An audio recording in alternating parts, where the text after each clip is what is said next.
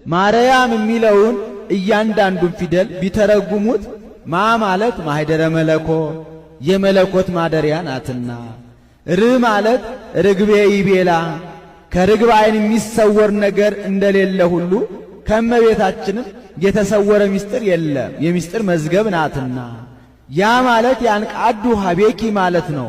ፍጥረት ሁሉ አማልጅን እያሉ ወደ እሷ ያንጋጥጣሉና። ም ማለት ምስአሎ ምስጋድ ማለት ነው። የሥላሴ የአምልኮታቸው ምስክር ሆናለችና።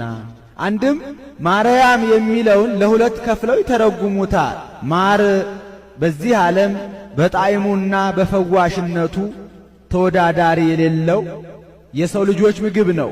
ያም በላይ በሰማይ በመዓዛው ተወዳዳሪ የሌለው ምግበ ነፍስ ነው።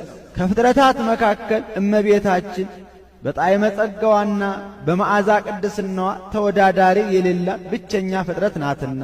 አንድም እመቤታችን የመላእክት የሰው ልጆች መጽናኛ መዳኛ የሥጋም የነፍስ መጠጊያ ናትና። አንድም ማርያም ማለት እመውሁዳን ማለት ነው። አብርሃም ማለት አበውሁዳን ማለት እንደሆነ ይህንንስ በዕብራይስጥ ማርያም ይለዋል ብሎ ማርያም ማለት እመብዙሃን ማለት ነው። አብርሃም ማለት አበብዙሃን ማለት እንደሆነ